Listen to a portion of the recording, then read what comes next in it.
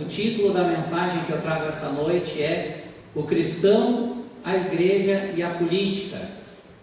Religião e política são duas áreas, dois temas bem polêmicos, bem discutidos por si só. Agora, quando juntam os dois, religião e política juntam, aí a coisa potencializa um pouco mais, né? Já são polêmicos, são discutidos, quando juntam, então, a coisa pega um pouco de corpo, né? São discussões muitas vezes acaloradas, dúvidas, questões, e creio que Deus me trouxe aqui nessa noite para ensinar nós, como os cristãos, nós como igreja, de como devemos nos comportar e agir diante da política.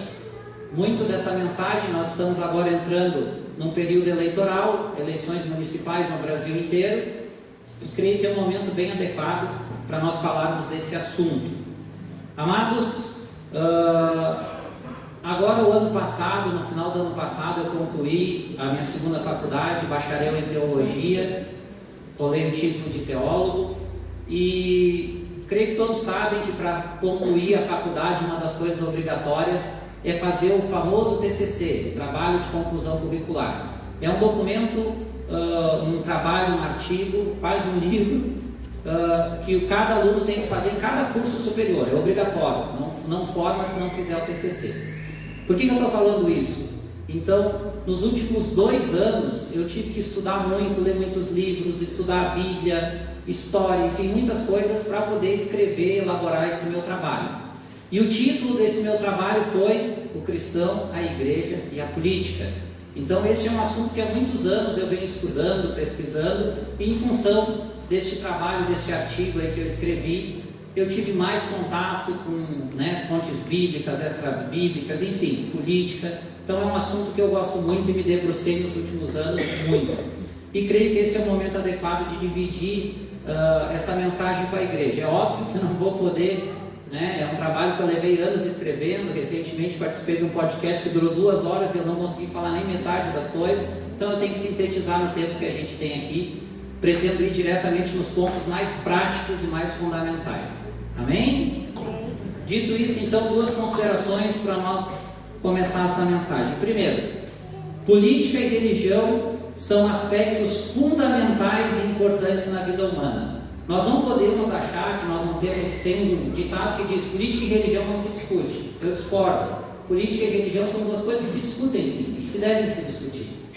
Da forma certa, da forma adequada, mas se deve. Todos nós estamos envolvidos, por exemplo, nós somos cristãos com religião, e com política ninguém está fora. Mesmo quem não gosta da política não está livre, né? Nós necessitamos da política para poder não virar a vida um caos social, para ter organização, enfim. Então são 2 coisas, 2 áreas importantes. Segundo, a igreja, ela deve orientar os seus membros de como se posicionar em relação à política.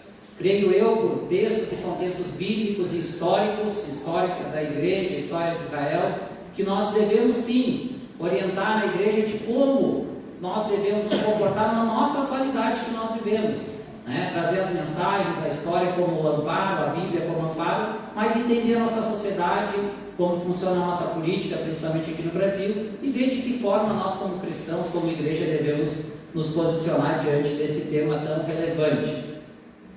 Vamos lá, amados. Texto bíblico, então, para nós iniciar a meditação bíblica neste assunto. Romanos 13, versículos 1 e 2, que diz o seguinte, a palavra do Senhor: todos devem sujeitar-se às autoridades governamentais, pois não há autoridade que não venha de Deus.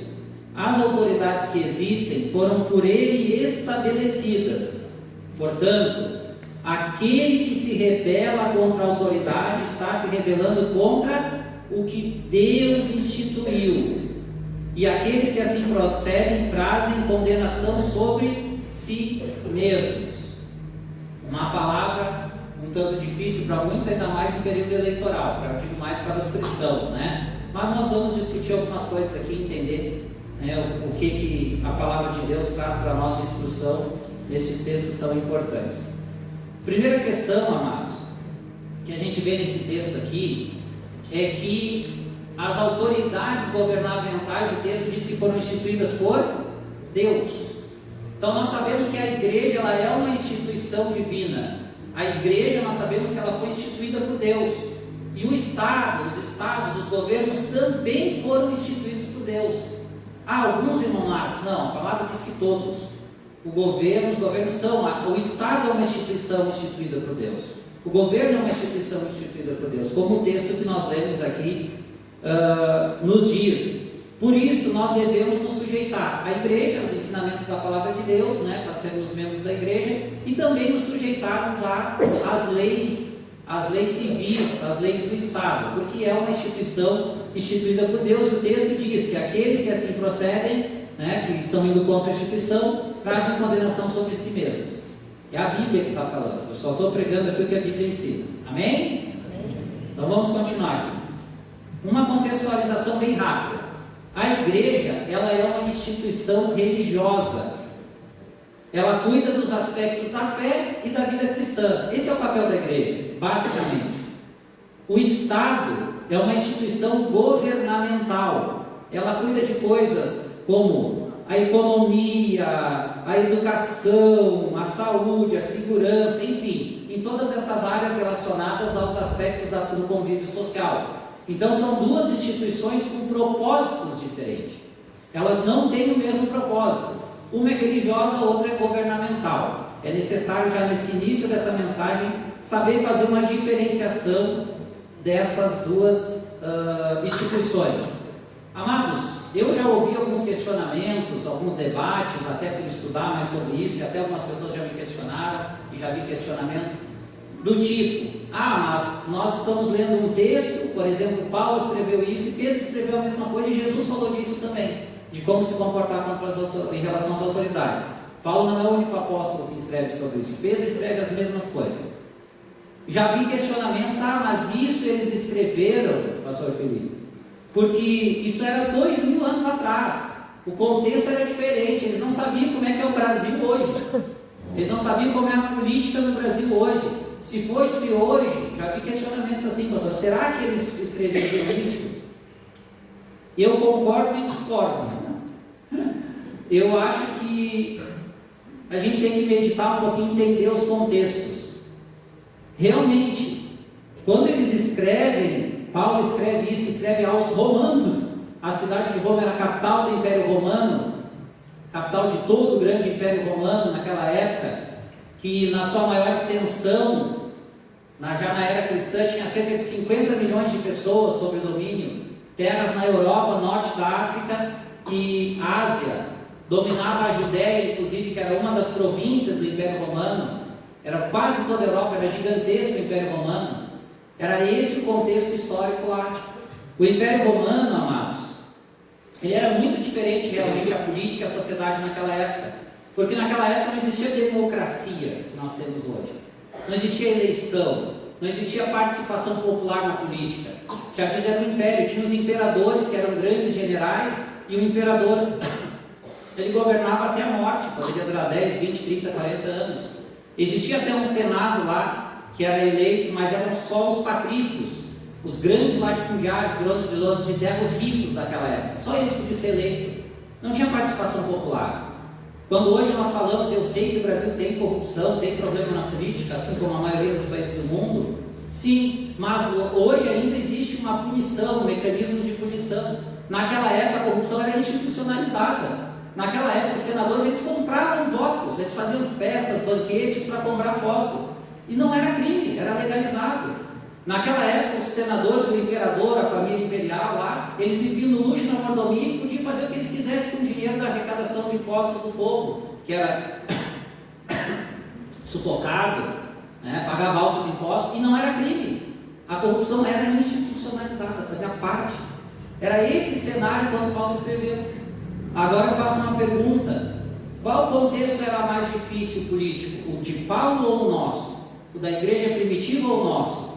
Hoje nós temos direito de voto, hoje existe uma justiça, hoje a condição, nós vivemos uma democracia, uma república, por mais que tenha problema, é muito, muito, muito melhor do que daquela época. E Paulo escreve isso naquela época.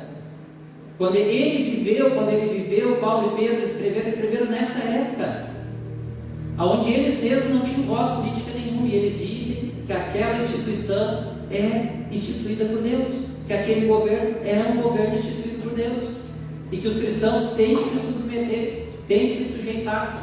Era bem diferente, mas era muito pior do que é hoje em dia. Muito pior que é hoje em dia. Creio, amados, que também nós temos que recorrer à história. Temos uma orientação bíblica, que é a base de tudo, mas também nós temos que recorrer à história da igreja para tentar entender como é que a igreja lidou com esses aspectos de religião e política ao longo da história. Eu quero falar aqui rapidamente de dois contextos históricos, dois recortes históricos. Claro que eu não vou me deter muito aqui, tem muita coisa envolvida, eu quero só tratar dos aspectos relacionados à religião e política. Nada mais além disso, não é doutrina, não é outra coisa, é isso. Primeiro recorte que eu gostaria de falar aqui é da igreja primitiva. E quando eu falo da igreja primitiva, do início da igreja, século I, até início do século IV, um período de cerca de 300 anos. Durante esses 300 anos, os teólogos dão o nome de igreja primitiva. Por quê? Por algumas características comuns. A igreja naquela época, acabou sendo perseguida pelo Império Romano. A igreja cristã, a religião cristã, melhor dizendo, ela era proibida. Ela começou como uma seita judaica, uma dissensão do judaísmo, e depois tomou o corpo de cristianismo, e o império, durante esses cerca de 300 anos, perseguia os cristãos. Era proibido ser cristão. Uma pessoa podia, pelo crime de ser cristão, ser presa, morta, torturada, jogada nas arenas como Coliseu para ser devorada viva por leões, condenada a ser crucificada, a ser morta queimada no fogo, como no imperador Nero, lá no século I, que iluminava a cidade de Roma com tochas humanas que eram cristãos, que ele queimava para espetáculo público. Era assim a vida difícil daquela igreja primitiva. E eles seguiam o quê? A orientação de Paulo, de Pedro. Nós não temos relatos de rebelião de cristãos querendo derrubar o poder romano, o Império Romano, o poder governamental. Nós não temos relatos de uma igreja que queria difundir o cristianismo através do governo, através do poder estamental, poder do Estado. O que os relatos que nós temos é de pessoas se reunindo secretamente em casas, cavando túneis embaixo de cidades para se reunir ali para o Império Romano não pegar eles, como em Roma, cidades que existem até hoje subterrâneas lá, para eles fazer culto. E o resultado era: a igreja era perseguida, torturada, respeitava as autoridades, e o nome de Cristo estava sendo divulgado, e a igreja crescia e se fortalecia, pois a igreja cumpria aquele propósito que eu falei aqui. Ela era uma instituição religiosa, ela pregava a palavra, ensinava a sobrevivência cristã. Nós vimos um crescimento da igreja em meio a esse caos todo social. Segundo recorte é a igreja do período medieval, uma igreja que a gente tem quase 1000 anos de história. O século IV é um século de transição na história da igreja, porque no início do século IV tem um imperador chamado Constantino, ele se converte ao cristianismo. E antes dele teve uma das maiores perseguições contra os cristãos, um pouquinho antes dele. E lá, quando ele se converte, no ano 313, ele emite um decreto, um edito na época, imperial, do imperador, proibindo a perseguição aos cristãos. Então acaba no ano de 313 a perseguição à igreja. No mesmo século, um pouquinho mais para frente, não era mais Constantino, era Teodósio, imperador. No ano 380, Teodósio torna o cristianismo a religião oficial do império. Então no início do século é perseguida, 313 acaba a perseguição, 380 vira a religião oficial do império. E talvez muitos podem pensar: glória a Deus e aleluia, virou religião oficial do império. A igreja. Começa o período medieval no século V, é quando começa a história papal, os papas. Como o cristianismo vira a religião oficial do império, uma parte do Império Romano cai, os germânicos tomam ele, mas os germânicos se convertem ao cristianismo, o Império do Oriente continua, o Império Romano, e vai, 1000 anos de história. Estou resumindo aqui.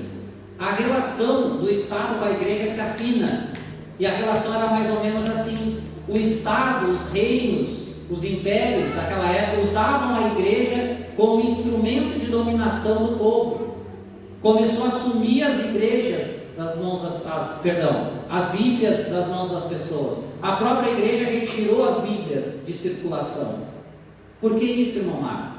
Porque a igreja tinha interesses próprios no período medieval, a igreja cristã. Ela se aliou aos governantes ao ponto de o Papa, o líder maior daquela época, coroar, ele que colocava a coroa na cabeça dos reis. E sabe como é que funcionava o jogo, o sistema nesse período? E por que eu digo que a igreja naufragou nesse período? Nesse sentido, nesse aspecto, é uma mancha para nós cristãos? Porque a igreja, o Estado queria dominar o povo. O Estado queria cobrar altos impostos. Era o período medieval lá, do feudalismo europeu, onde eles viviam mais no campo, na terra. E quem tinha que ter mão de obra para trabalhar? E eles não queriam trabalhar, os ricos, os donos de terras, os latifundiários, os senhores feudais. Os camponeses é que trabalhavam. E eram explorados, viviam em péssimas condições, e era a grande maioria da população. E um dos instrumentos usados pelo Estado para aquelas pessoas não se revoltar por direitos sociais era a igreja. A igreja pregava para eles, para a grande população, que era vontade de Deus que eles vivessem naquela condição miserável, naquela condição servil, e que não se rebelassem, porque eles estariam se rebelando contra o próprio Deus. A igreja se corrompe. Em troca disso, a igreja ganha terras, chega a ser a maior proprietária de terras na Europa medieval, é a igreja. Ninguém chega a ter mais terras do que eles. Eles ganham terras, eles cobram, ganham dinheiro, ganham presentes dos reinos, dos senhores feudais, cobram impostos lá, arrecadação lá das pessoas pobres também nos feudos. A igreja se torna a instituição mais poderosa da Idade Média. E o resultado, além disso, que nós vemos quando estoura a reforma protestante lá, no início do século XVI, com Martinho Lutero e os outros reformadores, já lá na frente, a gente é só estudar a história. Nós vamos ver que a igreja fazia práticas como a simônia, que era a venda de cargos eclesiásticos. O pastor Paulo era assim, um fazendeiro lá, um senhor feudal era rico, a terra ficava só para o primogênito, o filho homem mais velho. Ele tinha outros filhos, mas ele queria ajeitar aqueles filhos em alguma coisa. Uma das opções mais viáveis era ir lá na igreja e pagar. Quanto é que tu cobra para o meu filho virar bispo? Eu cobro tanto. A igreja vendia cargos eclesiásticos. A pessoa que nunca pegou uma Bíblia na mão, que não tinha vocação nenhuma, isso se chamava de simônia, por causa lá do texto bíblico de Simão Mago, foi dado esse nome, que queria comprar a bênção, né? Queria comprar o poder dos apóstolos. E era assim, a igreja vendia o cargo. E aquele camarada ia para lá, fazia farra, prostituição, beberagem, embriaguez, e era um bispo da igreja. E assim a igreja foi se corrompendo, porque ela estava no esquema do Estado, o interesse era o dinheiro, o interesse era o poder. Se você for ler as 95 teses de Lutero, a coisa que mais ele bate, lá no início da Reforma Protestante, é nas indulgências, é o que ele mais bate. E o que era indulgência? O Papa, o líder da época da igreja, fez uma bula, um documento oficial, e um dos grandes pregadores era John Tetzel. Tetzel saía pregando e outros por aí com uma carta do Papa. As pessoas não tinham Bíblia, não se usava a Bíblia para pregar naquela época. A igreja tinha um poder religioso e pronto. A indulgência era o seguinte: ele chegava, pregava e dizia: vocês são pecadores, se vocês não se arrependerem, vocês não vão para o céu.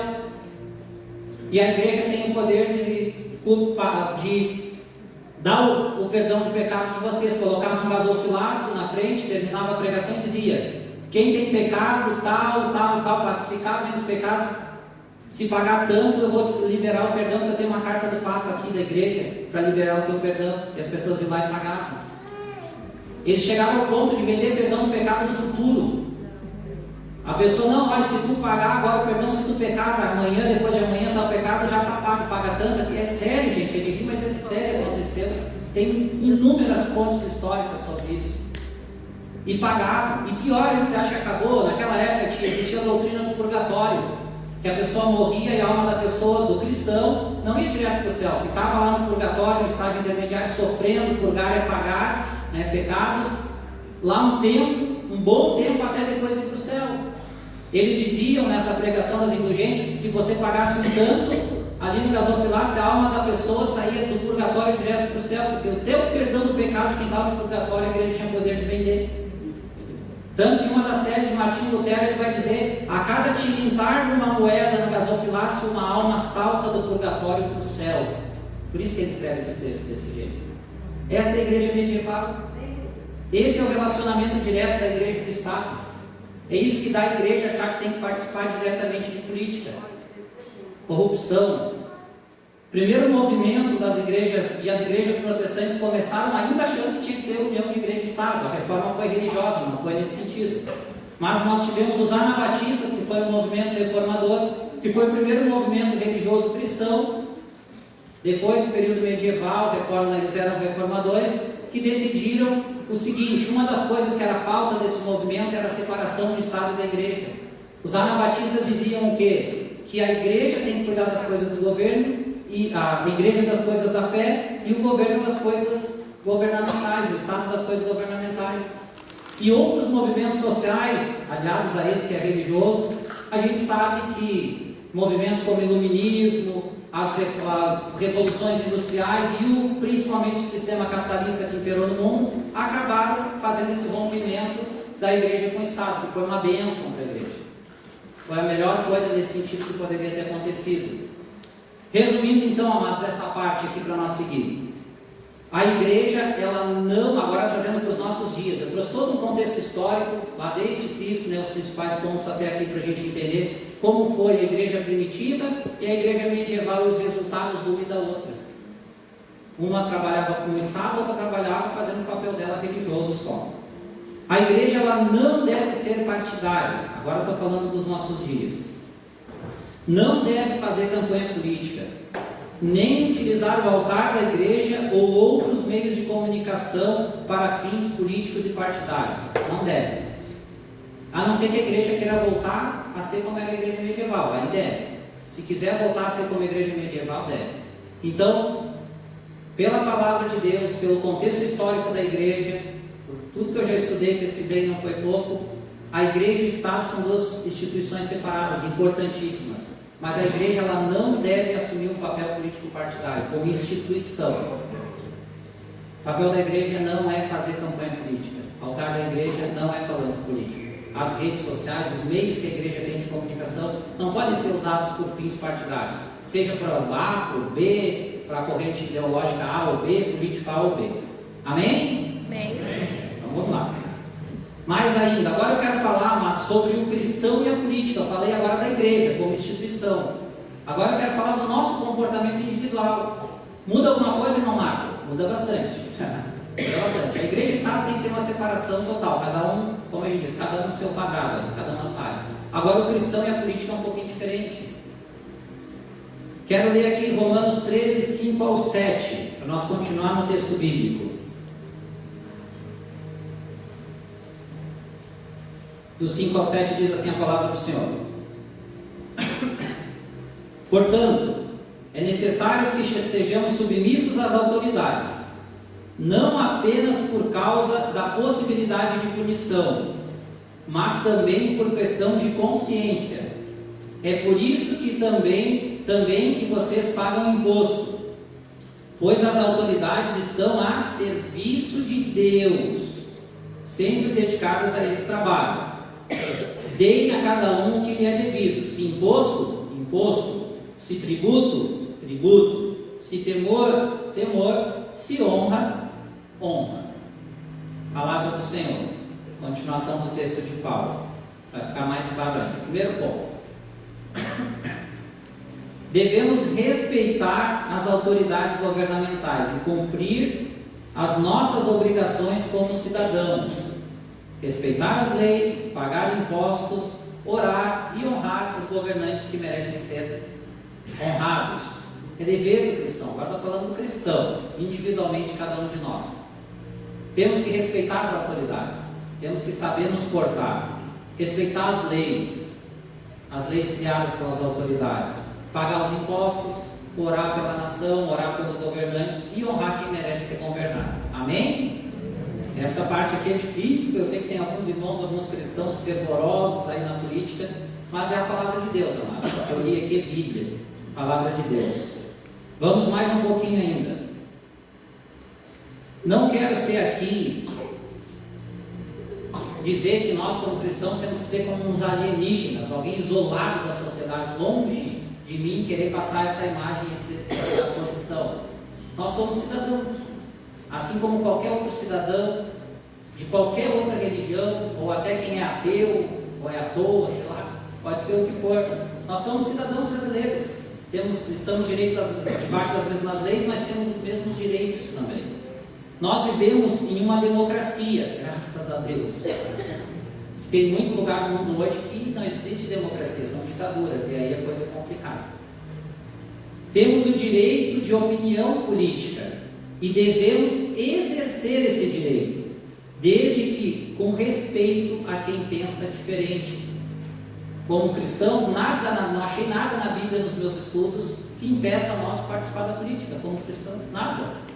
Eu acho que dentro do nosso contexto hoje é bênção a gente participar da política, como cristãos, não como igreja, instituição, é bênção, não tem problema nenhum, não vejo nenhum problema. Devemos ter a nossa opinião política, partidária, tranquilo, não tem problema. Que bom quando a gente tem uma opinião política formada, isso é muito bom. A gente só não pode esquecer um detalhezinho, a gente pode se opor ao pensamento político, da ideologia A, da ideologia B. Eu não vou falar em nome de partido nem de político em nenhum momento, tá, irmãos? Por uma questão de ética, até porque eu estou no altar da igreja.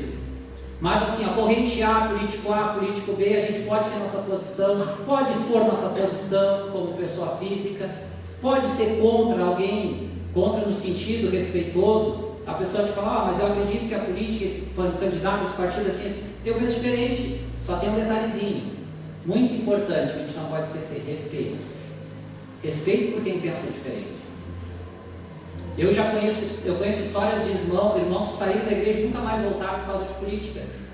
Porque todo mundo, a maioria, não, olha, a gente apoia tal ideologia política e tal, e quem apoia outra, nem crente pode dizer que é.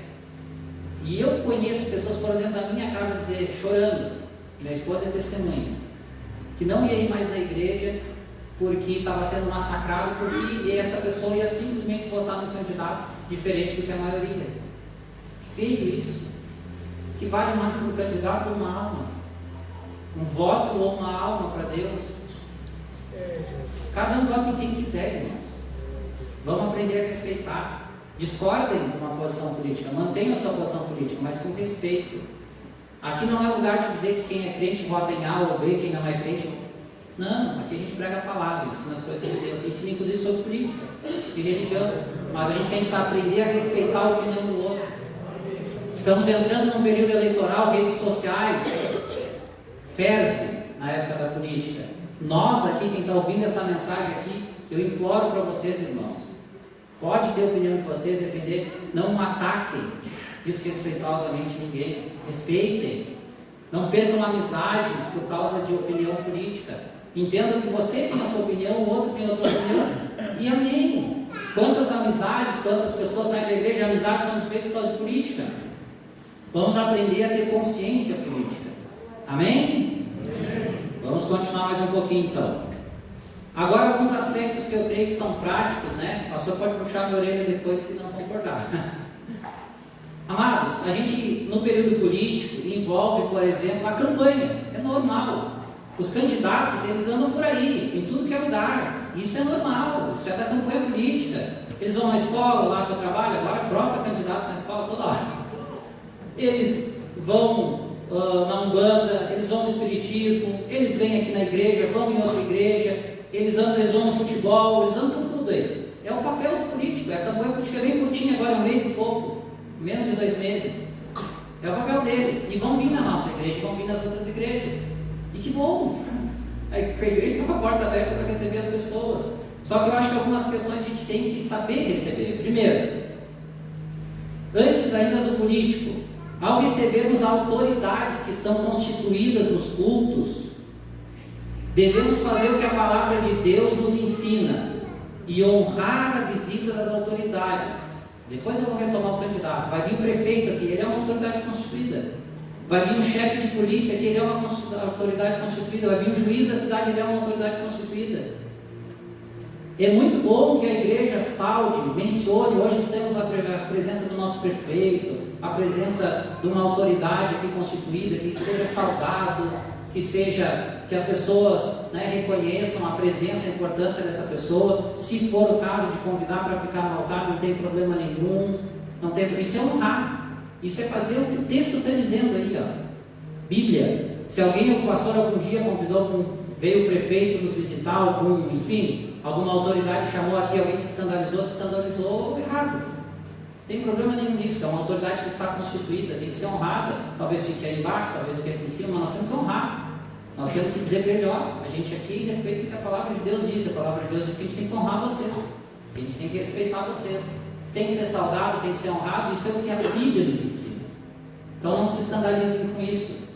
Isso em todo tempo, em qualquer momento, principalmente fora do período eleitoral, nós devemos honrar e saudar as autoridades constituídas. É o que a Bíblia nos ensina. Não podemos cometer esse erro, não, religião e política não. Tem como fazer as coisas. Tem como fazer as coisas. Amém? Agora eu quero falar então dos períodos eleitorais, que é a parte mais prática do que nós estamos vivendo. Eu vou retomar aquela questão. Agora, quando nós recebemos, creio eu, no período eleitoral, e acho que o pastor é muito sábio, faz muito corretamente isso aqui na nossa igreja, de todos os assuntos, já conversei com ele sobre isso, eu acho que é a maneira mais correta também. Alguns podem pensar diferente, faz parte. Quando nós recebemos candidatos, pré-candidatos no período eleitoral, eu creio que a gente deve sim saudar eles, até anunciar, tem hoje, como o pastor faz aqui, hoje está nos visitando pré-candidato, seja do partido que for, independente, aqui tem que ser honrado, tem que ser saudado, é pré-candidato a tal cargo público e tal, amém, só não deve chamar aqui para cima, só não deve dar o microfone para fazer um discurso, para pedir voto, isso não. Aí existe, eu creio que existe uma linha divisória. Uma coisa é você saudar, falar que o pré-candidato, o candidato está aqui, está nos visitando, outra coisa é chamar ele para cá e deixar ele discursar.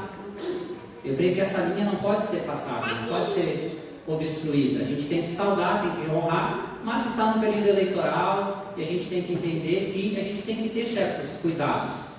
E tem que ser imparcial nessa hora, como eu disse, a igreja não está aqui para ser um palanque eleitoral, um cabo eleitoral de um candidato ou de um partido. Amém? Então a gente deve saudar sim quando recebe essas pessoas, mas saber que tem um limite, né? Não dar o espaço do altar para fazer uso da palavra, para pedir voto e apoio político. E agora, por fim, antes da conclusão, aos cristãos que decidem, né, se lançar como candidatos políticos. Também não vejo nenhum problema nisso, eu vejo até bênção. Quanto mais cristão na política, melhor, irmãos. Veja que eu estou fazendo uma separação, falei lá de igreja e Estado, agora eu estou falando do comportamento do cristão e da política. Eu acredito particularmente que quanto mais cristãos verdadeiros, cristãos genuínos, né? Não aqueles falsos cristãos lá, só vira cristão na época da campanha eleitoral, aqueles que são de fato cristãos, que têm uma vida com Cristo. Quanto mais deles lá na política, melhor. Quanto mais, melhor. Vai ser bênção de Deus. Porque é lá que se discutem as leis, que se discutem os rumos da nação, do município, do estado. E quanto mais participação política cristã, melhor. Desde que esses irmãos, essas irmãs não usem a estrutura da igreja para fazer campanha política. Só o que não pode fazer, né? E devemos, cada um dentro das suas possibilidades, dentro das suas crenças políticas, apoiar quem deseja. Só não devemos dar o altar, não, mas é irmão nosso, então vai vir para cá, vai pedir voto, vai fazer um discurso, falar com as suas propostas políticas, isso não. O altar da igreja não é para isso, mesmo para os nossos irmãos, queridos irmãos que estão concorrendo. Então a igreja ela tem que ficar a parte disso, mas a questão do cristão na política, você ser um candidato, você ser um cabo eleitoral de um candidato, não tem problema nenhum. Não tem problema nenhum, mas nós temos que entender que ele é candidato. Candidato cristão, quando ele vai concorrer a um pleito político, ele não está se candidatando para pastor da igreja. Ele não está concorrendo para ser um líder da igreja. Ele está concorrendo para ser um deputado, um vereador, um prefeito, um senador, um presidente. Ele está concorrendo para um cargo público. E quem está lá no cargo público, não está lá só para atender os cristãos, está lá para atender toda a população que ele foi eleito. Independente da sua crença, da sua fé, da sua religião, da sua condição social. Então aqui não é lugar para isso.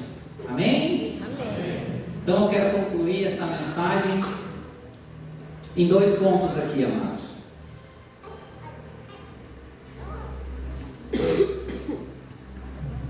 Primeiro, para nós então encerrar. A igreja, ela deve se manter neutra na política partidária, como instituição. Mas ela deve ensinar sobre os valores morais e éticos bíblicos, o que deve pesar na hora do voto cristão. Creio que o nosso papel aqui, pastores, líderes, é ensinar os valores éticos, morais e éticos também pautados na Bíblia. O que é certo e o que é errado, à luz da palavra de Deus no que diz respeito à vida social. Quanto mais nós ensinarmos isso para a igreja, mais vai influenciar o voto da pessoa, não diretamente, não dizendo vota nesse ou vota naquele, ensinando o que a Bíblia diz que é certo e errado. Quer 2 exemplos? Posso dar para vocês. Estudando a palavra de Deus, estudando a nossa fé cristã, eu creio, agora vou falar por mim, Marco, eu creio que nós não deveríamos apoiar, por exemplo, políticos ou partidos políticos que apoiam a legalização do aborto e a legalização das drogas, porque são 2 temas que vão de encontro numa rota de colisão com os ensinamentos bíblicos, morais e éticos. Eu creio que isso é uma coisa que a gente não tem problema, não estou falando de A ou B ou C, estou falando aquilo que a Bíblia ensina. A Bíblia ensina que a vida existe desde a concepção, que ali já tem uma vida. Então eu não consigo me sentir confortável, mesmo sabendo que eu vou votar numa pessoa não para ser o líder da igreja, que mais para ser um dos representantes do povo, que vai apoiar uma causa dessa. Então jamais eu vou dar um voto para alguém que apoia isso, porque eu sei que a palavra de Deus vai contra isso. E se alguém abertamente apoia isso, não vai levar meu voto. Então eu acho que o papel da igreja é esse, é ensinar à luz da palavra de Deus, e dessa forma, nesse aspecto moral e ético, trazer um pensamento, pelo menos para os irmãos, para as irmãs, como esses 2 pontos que são pautas que podem acontecer ou não, dependem somente da política. Então eu creio que a gente pode pensar, deve falar nesse sentido. Amém? Segundo, e para encerrar, devemos cumprir a nossa parte no contrato social, desde que não fira as leis de Cristo. Devemos ser bons cidadãos e colaborar para o bem social. Quando eu falo em contrato social, talvez muitos até não saibam, existe um contrato social. O contrato social é esse. A gente não assinou lá, mas a gente faz parte dele. Contrato social na política significa o seguinte: todos os políticos em cargos eletivos que estão lá, eles só estão lá por causa do voto do povo, que somos nós, todos os brasileiros, enfim, do município, do estado. E o que é o contrato social? Nós pagamos impostos para os governos, nós seguimos as leis que são elaboradas pelo governo, e em troca o governo nos dá saúde, educação, segurança, estradas, polícia ali. Enfim, esse é o contrato social que nós temos. Então é um contrato, tem as 2 partes desse contrato. Nós, como sociedade, fizemos parte desse contrato e temos que obedecer às leis, temos que ser bons cidadãos. Em relação às leis, e aqui no Brasil eu não vejo muito problema, porque nós temos a liberdade de fé religiosa, é um país laico. Aqui cada um pode ser a religião que quiser, então nós temos liberdade para pregar o Evangelho. Existem muitos países hoje que é proibido pregar o Evangelho. Mas aqui, no nosso caso, não vejo leis que seguir a lei de Cristo. Se nós vivêssemos num país onde era proibido, a lei dos homens dissesse que era proibido pregar o Evangelho, eu seria um infrator desse país, porque eu iria pregar o Evangelho, porque a lei de Deus está acima da lei dos homens. Mas graças a Deus aqui no Brasil a gente pode fazer as 2 coisas: respeitar a lei dos homens e respeitar a lei de Deus. Por isso que eu disse, temos que dar glória a Deus ainda por termos essa bênção, a liberdade. Nós estamos aqui de porta aberta. Aqui no Brasil, se chegar alguém agora aqui, irmãos, querer perturbar o nosso culto, querer fazer aqui um escândalo, a gente pode ligar para a polícia e essa pessoa sai presa, porque nós temos proteção do Estado. É crime, está lá no artigo 5º da Constituição Federal, que os lugares de culto são protegidos segundo a lei. Está lá, é só vocês pesquisar. Olha que bênção, além de ter liberdade, a gente tem proteção, segurança do Estado. Então, tranquilo para nós cumprir a lei dos homens e a lei de Deus aqui no Brasil. Mas o critério que eu vejo é esse. E devemos ser, como a palavra de Deus diz, ser bons cidadãos. O texto que nós lemos ali antes diz: não quer temer a autoridade, não faz o mal. Não faz o mal, ela não vai te punir. Faz o bem, que ela vai te exaltar. É isso que o texto de Romanos está dizendo ali, nesses versículos que nós lemos, uma das partes ali. Então, se nós somos bons cidadãos, nós vamos ter problema, nós não vamos ter problema nenhum. Se nós vamos cumprir a lei, a gente não vai ser penalizado. E a gente, fazendo o que é certo, se precisar até ao ponto alguns de ser honrados pelas autoridades, como o nosso pastor foi honrado como cidadão emérito de Tramandaí. Então, amados, esse é o papel do cristão. E que coisa linda, um cristão um líder religioso da nossa cidade, né, como o pastor Paulo, ser honrado lá diante de toda a sociedade. É o que a palavra de Deus se cumprindo, pastor. Ali está escrito. Não se revela, quem se revela contra as autoridades, o texto que nós lemos está dizendo que se revela contra o que Deus instituiu. E se tu está te revelando contra o que Deus instituiu, está te revelando contra o próprio Deus. Vamos ser bons cidadãos, amados. E vamos fazer política com consciência. Amém?